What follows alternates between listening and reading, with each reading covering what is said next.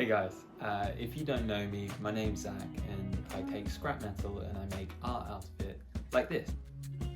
Previously I've been doing all of this from my bedroom, which isn't exactly ideal because doing things like this in your bedroom isn't great. And this brings us to today's video. So if you follow me on Instagram, you might know that a few months ago I went from having 2,000 followers to 200,000 followers in about 2 weeks. This was obviously pretty crazy and not something I ever expected. It's always been a dream of mine to be able to make art as my full-time job, and I took this as a sign of this is an opportunity that I have to try it now, otherwise I never will. So I quit my job and I'll be working as a full-time artist in a couple of weeks now. Working full-time, making this art, it's just not going to work if it's in my bedroom. So today's video is all about looking for a studio.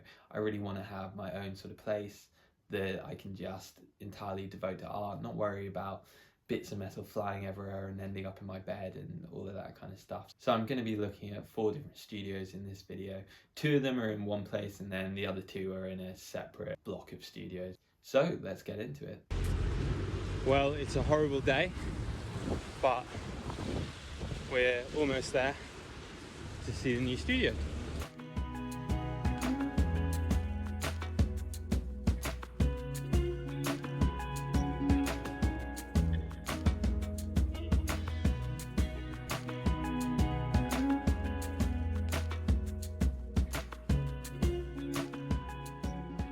First 2 studios that we just saw, they were all right. In terms of the space, they were a nice space. They didn't have windows, which is a shame because I think that actual windows and getting to see some outside light would be nice for my brain, and also because a lot of what I do is filming for social media, so having some natural light really helps with that. The budget was good, they weren't too expensive, so that's obviously really good for me because I don't have enough money to just be spending thousands of pounds on a really nice studio right at the beginning of my sort of art career. Unfortunately, after speaking to the people that manage these studios, they said that I wasn't going to be able to use any power tools in there, which is a huge negative for me. Pretty much every sculpture that I make, I'm going to need to use some power tools to be cutting or sanding and filing things down. So these studios weren't really an option. So after this, I was a bit disheartened. I was slightly concerned that I wasn't going to be able to find anywhere that was going to let me use the power tools. Almost all of the places I was looking for were really studios for like painters and artists who could kind of be set up anywhere. They were less for like a workshop, which is really what I need. Luckily, I still had these other 2 studios to go and view. It's a much nicer day. We're off to see some different art studios, so hopefully they're nice.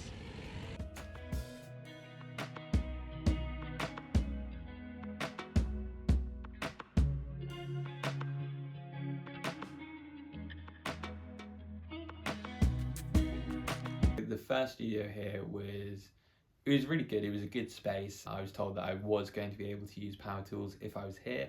They do have like a noise restriction, so in the main sort of daytime hours I wouldn't be able to make too much noise if I was going to be cutting or drilling or for hours at a time. Then I'd need to sort of wait until later in the day to do that, but that's fine.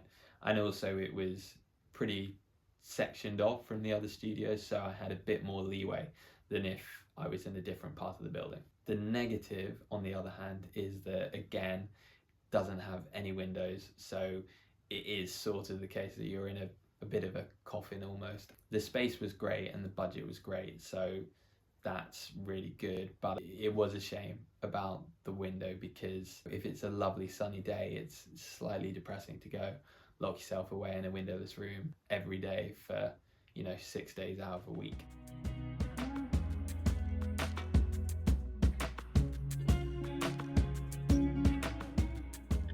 This second studio was amazing, lovely, beautiful, whole wall of windows, skylight, just pretty much everything you can want. A really good space as well. So I was very, very excited when I saw this one. until I found out about the price. So this studio was almost twice as expensive as the other one that I viewed that day, and way out my budget. This kind of left me with the decision: do I look somewhere else? Do I take the one without windows? Will that even work? Am I going to be able to do the filming that I want to? So it kind of wasn't perfect, and you know, that's life. It's not gonna be perfect. I didn't expect to find like my dream studio for the perfect budget straight away, but it was really a shame that first one doesn't have windows, because give that even just one window and it would have been like amazing, perfect. The videos aren't very good. It makes it look really small. It's quite big. It's a good size, and it would definitely be a step up from, you know, my bedroom where I have the desk behind me and then my workbench over there. If you've seen my previous video, I do a little workshop tour of my bedroom and the setup I have now.